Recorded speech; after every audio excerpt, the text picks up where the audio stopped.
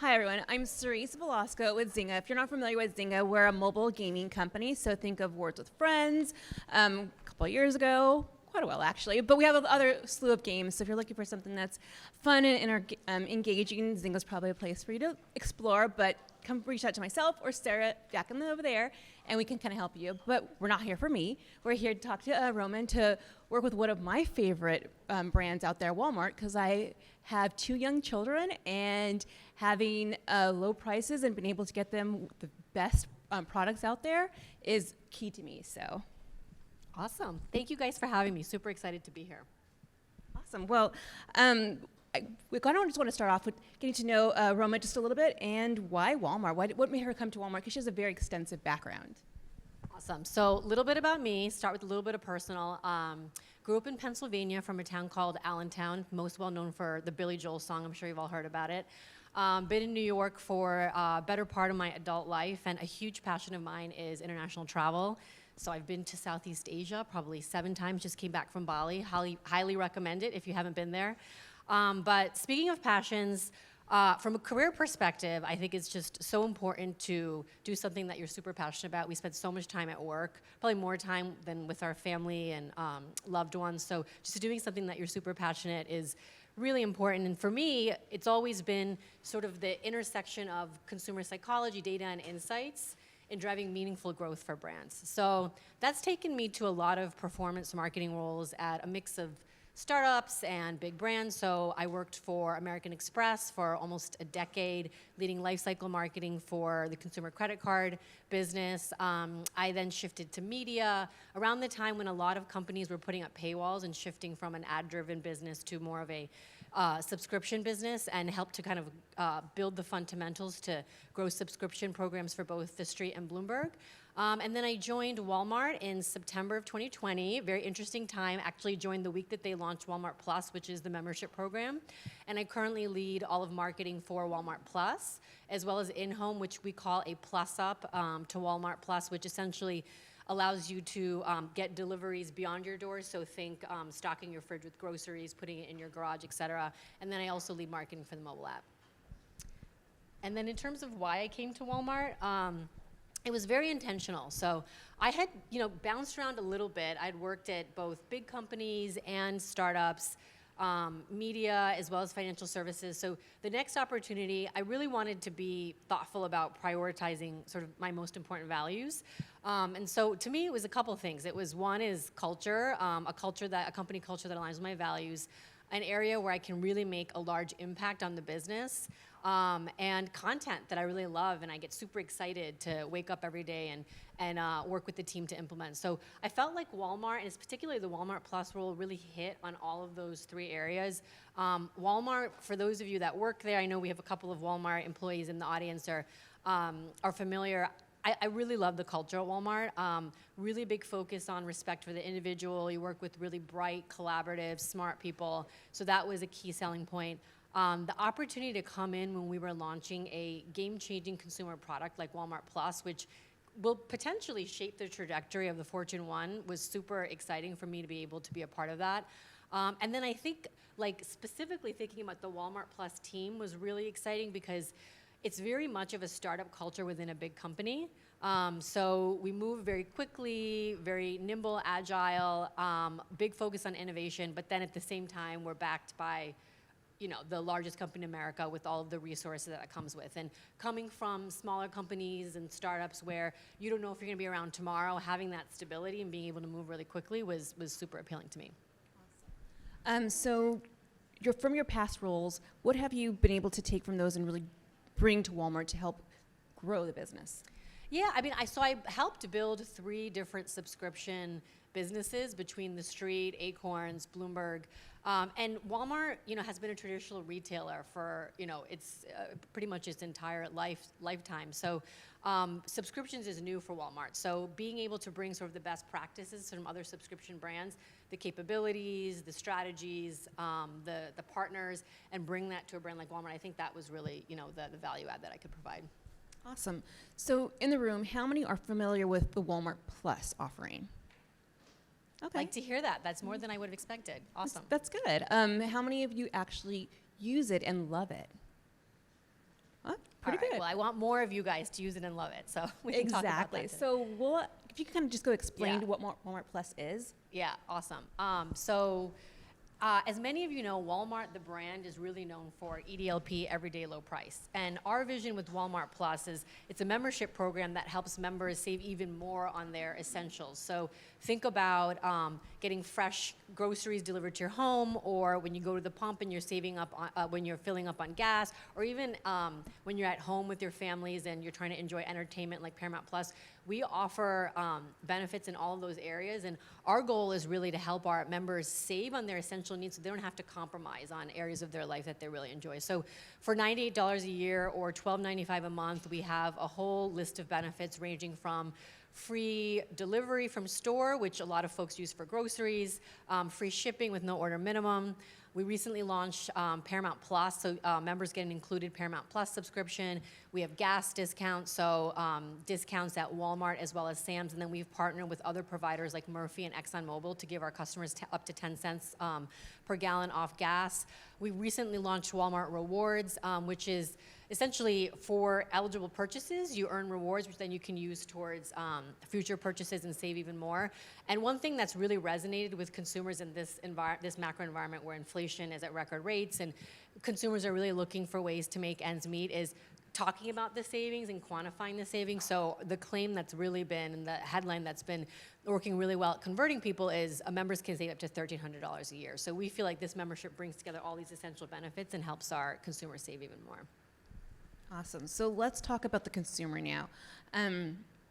Subscriptions are everywhere, right? There's hundreds out there. And being able to find the right one for that perfect family is what's ideal for everybody. But what really makes Walmart stand out outside of the clutter? And what have you uncovered by that consumer? Yeah. So when we launched Walmart Plus, media loves to compare us to Amazon and other, big retailers, but we never launched the program to compete with a specific retailer. It was really about, when you build this membership program, it drives long-term loyalty. It also helps to contribute to first place wallet share. So that was really the focus area. That being said, I think there's a couple of differentiators that we have at Walmart that really helps to support the membership. So I think first is omni-channel advantage, right? So we have a really big digital presence as well as a really big store presence, which is pretty unmatched with the physical footprint. So 90% of Americans live within 10 miles of a Walmart. I'm sure most all of you in this room have shopped at a Walmart at some point. So to have access to that scale and the traffic, hundreds of millions of customers coming either digitally or to our stores to convert them into members, that's a big opportunity. I also think along the lines of scale, we, being the Fortune 1, have access to both internal properties as well as partnerships where we can deliver a breadth of benefits for our consumers. So whether it's getting groceries delivered or, again, like you're at the pump or you're streaming music, we have a benefit with Spotify, or you're streaming TV, we have a benefit with Paramount Plus. We're able to really deliver a lot of essential benefits that some other folks can deliver a few of those benefits, but none can deliver all of them together.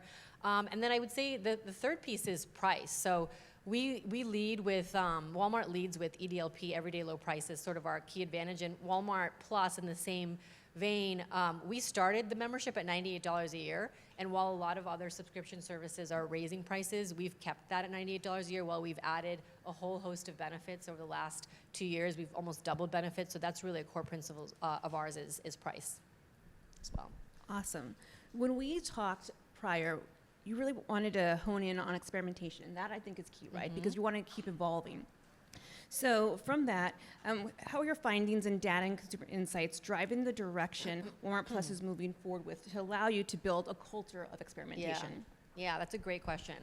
So data is at the core of everything we do, whether it's enhancing our value prop or driving growth for the business. So as we think about value prop, we really leveraged a lot of data, whether it's customer focus groups, surveys, or in-market geo-testing to test new benefits before we roll them out nationally. So for example, we've seen from a lot of our customer research that consumers are interested in some sort of cashback benefit. Obviously, that's a large investment for us to make. So we're actually doing a test right now where we're testing 2% cash back essentially in 3 geo markets and seeing sort of what that does to consumer behavior and acquisition, and leveraging that data to determine if we roll that out. So that's just one example from a value prop standpoint.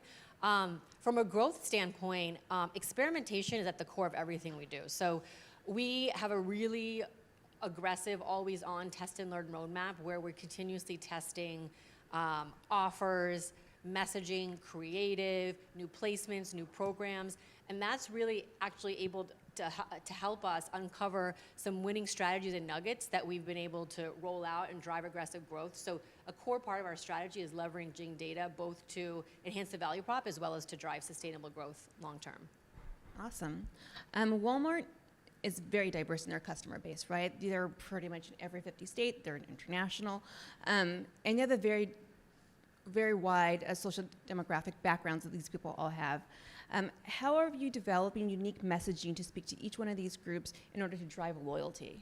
Yeah, that's a great question. I mean, as I mentioned before, probably all Americans have shopped at Walmart at one point in their lifetime, so there's a lot of scale there. But obviously, if we want to drive relevance, it's important to really leverage personalization and data to make sure that the messaging feels customized to you. So we actually looked at our consumer base and looked at what clusters popped through, and we saw a couple. Parents and new parents, not surprisingly, with the offering, it offers a lot of value for parents. Baby boomers also popped, and pet parents, so people who have pets, was actually a big demographic as well. So we've leveraged that to really create consumer personas and developed customized creative and messaging for each. So just to give you an example, we see with baby boomers, they don't like to use free grocery delivery because they want to go in store, they want to pick their produce. I'm sure you see that with your parents. Like, they don't feel comfortable with getting that delivered. They want to touch the produce, make sure it's fresh, but they value free shipping because when they forget those must-have items, they run out of toilet paper or they need batteries, using free shipping is relevant to them. So the creative that we focus on for baby boomers focus on free shipping and reflects more sort of people and images that feel relevant to them. On the flip side, parents and new parents, those of you that have young kids can appreciate this, like going to a Walmart with young kids to go shopping is almost like worse than hell, right? It's a lot of stress, and you have crying babies, and you don't want to go in store. So for them, free grocery is much more compelling, free grocery delivery. So we focus a lot of the messaging on showing the benefit in action, meaning the grocery delivery, being delivered to the house of the parents and them with their kids, and so that sort of thing. Pet parents, same thing, like showing them with their pet owners and getting pet goods and food and everything delivered as well. Awesome. As a parent of young kids, I love going into Walmart because it's low prices, but I hate when my kids are like at the line, like, I want this, and I'm just like, take a step back. So having things delivered, or even being able to like just pull up to my Walmart and having them bring it to my car is so much easier. I'm sure a lot of it's a game changer. Yeah, I'm sure a lot of and it frees up the time. One of our part of our mission is to help people save time and money so they can dedicate that to other things that they love. So that's the time that you can be watching a movie with your kids, or you can do yoga and have that me time. So that's really paramount. Absolutely. And it's one of those things where, for me, I can drop the kids off at school, quickly do my pickup, and then start work. So it allows me to save a lot of time, and to me, that's the benefit that I use with it. Yep. Okay, so let's continue with our questions. So historically, Walmart Plus has acquired their users through digital channels, which makes sense, right? But with Walmart, has the company the company has so many different locations, you have to take advantage of that space too, right? Because it's not just, then the difference between you and an Amazon is Amazon now is starting to get into brick and mortar, but you guys have over 4,600 stores in the United States. What are you doing to convert some of those users into a Walmart Plus consumer? And then what role does insights play when you're trying to attract them? Yeah. It's a really great question, and it's something that is, I think, an untapped resource. So to your point, to what you mentioned, we have over 4,600 stores. We have hundreds of millions of customers going through Walmart stores every day, but it's they're doing a million things, right? Mm-hmm. They're like want to get in, get out. So actually stopping them to then make Walmart Plus top of mind and convert them into a member, it is a challenge. And there's different strategies that we've been focused on. I'd say first is mobilizing our frontline associates They are interacting with consumers every day. They know the consumer the best. So we spend a lot of time training them on membership, the new benefits that we have. Also, we give all of our in-store associates a free membership so they can use the membership and really experience the value on their own. And the in-store associates are amazing. Like the stuff that I've seen them churn out, like talk about like organic marketers. We've had in-store associates create rap videos that talk about membership. They're constantly promoting on social. They've created their own signage, which has inspired us to do more well-produced things in that vein. So leveraging the in-store associates is a big priority. The second priority is really around making sure that Walmart Plus is unmissable in stores. So we do that through signage, tabling events, also digitally connected experiences in stores. So for example, if you're a member and you're in a store where there's an Exxon Mobil station, 5 miles away, we can see that in our data, and we'll push you a location-based push notification which says, hey, there is an Exxon station nearby. You can save 10 cents per gallon. Go check it out. And then I would say so those are the two big strategies. Yeah. Awesome. So with any subscription organization, making sure that you maintain your membership and grow your base is key, right? So what is Walmart doing in innovative ways to be able to activate against this? That's my first question. But my second question is, have you taken the consumer? How have you taken that consumer data and being able to elevate that with insights-driven strategies? Yeah. So just to be clear on the question, Yeah. it's really around how do we innovate to drive growth through data and experimentation? Yeah. So this is a key focus of us. So, I am a performance marketer. I came from many subscription services where data and experimentation is key. So one of the areas that I've really been focused on is building a culture of experimentation. So I think there's first and foremost is we have these really valuable assets, right? So we have store and we have digital with Walmart.com. How do we make those experiences member first, where Walmart really pops and we communicate the value prop to consumers, but at the same time, really aggressively testing on, again, as I mentioned, offers, messaging, creative, new programs, new placements, et cetera. Our vision, so we have a marketing landing page, our vision, and we're working on bringing this to life next fiscal, is we should have 100 different landing pages running at the same time that are customized to the individual user based on different dynamic signals we see, whether that's the ad copy, whether that's the persona that they're in, or other behaviors. So really setting that infrastructure up for a culture of experimentation is key, but it's not easy. So I would say, there's a lot of things that need to be in place in order to have a really robust culture of experimentation. And so you need to have the capabilities to quickly A/B test and learn and have the marketers go in and do that themselves. You need to have creative on board so they can produce the level of content that you need to test. If you have 100 different landing pages, that's 100 different variants. You need data science and analytics to actually read those tests. So, it was important for us to get a lot of that top-down support so they invest in building out those teams and that infrastructure. And so really getting that support from creative, product, tech, analytics, that's been a key priority for me, and we're on our way to building that infrastructure. And then I would say the second piece is really creating a culture where we celebrate both the wins and losses, because in order for us to be successful, we want to be taking those big swings. And if something fails and it's viewed as negatively, that's just going to really discourage marketers from wanting to be innovative and test. So I like to celebrate both the wins and the losses, because the reality is with anything that didn't work, we learned something that we can just iterate to launch the next test. Awesome. So my last question before we take questions and we head out to lunch, because I know you're probably all starving. Yeah, sorry, I'm the only thing standing between you and lunch. So yes. Make it quick. What's next for Walmart Plus? What on the horizon? What are we looking for? Yeah, we're really excited about the future of Walmart Plus. We have seen positive growth in membership every month since we've joined, and we think there's a lot of opportunity. So, a big priority is continuing to add value, time and money-saving benefits to our members, and so we're working with our product team on that piece. And then also really perfecting and personalizing our experiences so we can continue to drive both renewals, referrals, and sustainable growth. So there's really a couple of key priorities that we're focused on going forward. I think one is perfecting what we call the core.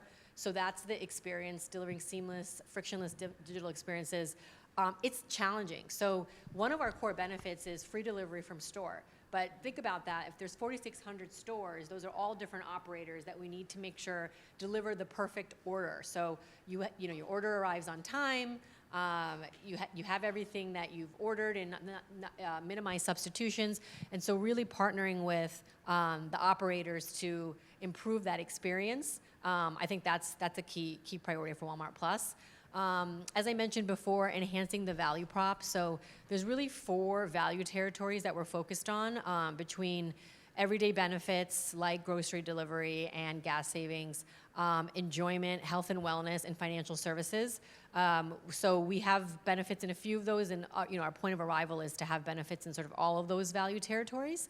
Another key priority is really having that connected omni-channel experience. So digital and physical, bringing that together. So getting data on you as a customer. So when you go to the store, we can personalize that experience, and the associate can greet you, and you have unique benefits to enjoy in store. And then I think the last piece is really anticipating members' needs by leveraging data to deliver really personalized experience, which I kind of touched on in the last one. Awesome. Cool. That's it. Good questions? Anyone?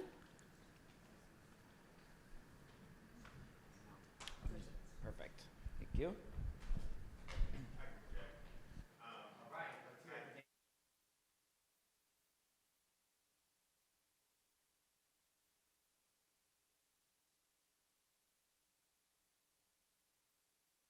How do you guys go about like selecting the partners that you work with to discover like Walmart Plus? Like I discovered it through my American Express card. It's one of our benefits. Like working with Paramount Plus and like the people that you are working with to, I guess, grow the brand and help people discover Walmart Plus. How do you guys go about discovering those? It's a really great question. I think there's a couple of things. You know, even with streaming, we were looking at a bunch of different partners. I think it's, as we think about our core design target, which are time-sensitive busy families and budget-sensitive busy families, do those partners have access to those customers that will give us more scale? Also, from a brand perspective, do they align with Walmart's values? Will they be a partner that's easy to work through on a daily basis? And then honestly, a lot of times, I mean, we have a dedicated business development team. The person who leads Walmart Plus has a BD background, so he spends a lot of time with partners. It comes down to the terms, like, do the economics make sense on both ends? But yeah, I mean, that's been a big focus for us is partner embedded benefits, like a Paramount Plus or like a Spotify. We have a limited time offer, or distribution deals. So we have, you know, we've worked with Verizon, T-Mobile, American Express, and many more to come. So great question. Yeah, go ahead. Yeah, so I actually saw Oh, a little louder. I'm going to bring you the mic. I saw a commercial the other day for Walmart Plus. It was like a family with like sandwiches and stuff.